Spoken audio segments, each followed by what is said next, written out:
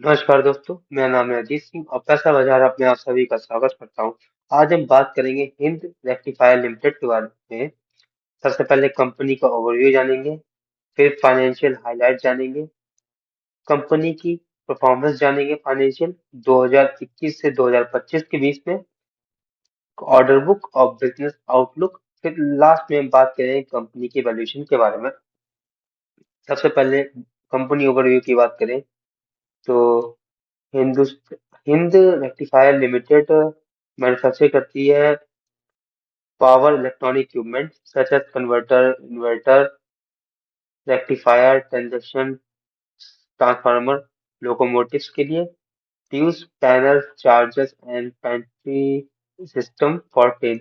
Mainly company जो equipment या फिर जो भी सामान बनाती है वो रेलवे के लिए होता है मोस्टली।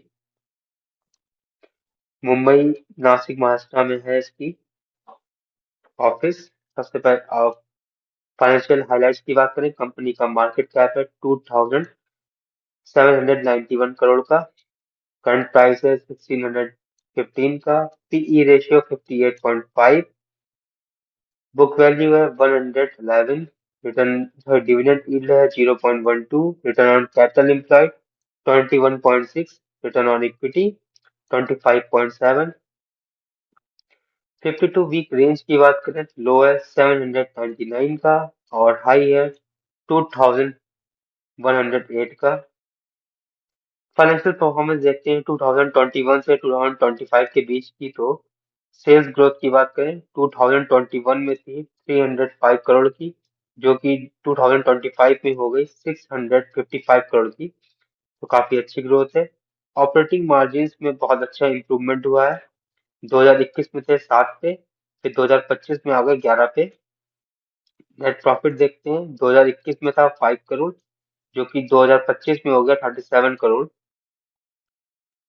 2021 में ईपीएस था 3.22, जो कि 2025 में हो गया 21.72। तो स्ट्रॉन्ग अर्निंग ग्रोथ हुई है कंपनी की।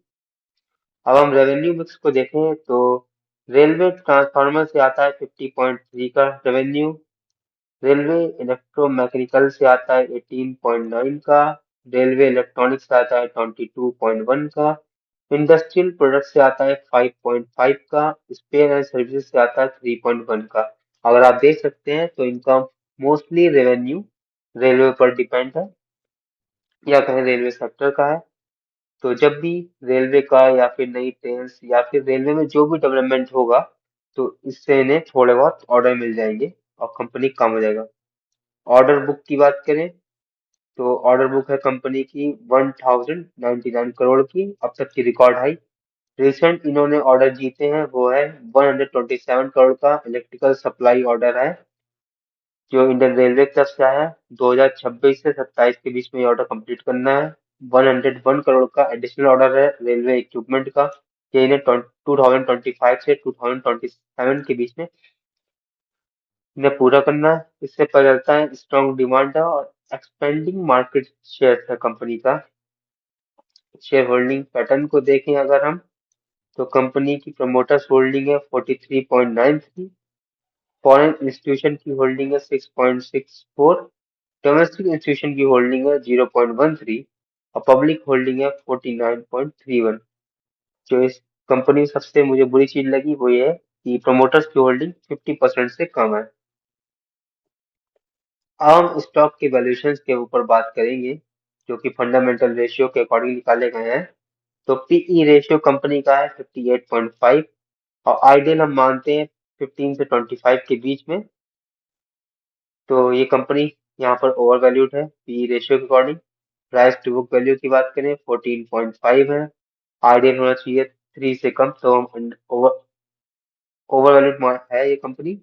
रिटर्न ऑन इक्विटी की बात करें 25.7, तो 15 से ऊपर अच्छा माना जाता है, तो स्ट्रॉन्ग प्रॉफिटेबिलिटी है। रिटर्न ऑन कैपिटल एम्प्लॉयड की बात करें 21.6, तो अच्छी है, ये भी 15 से ऊपर होना चाहिए।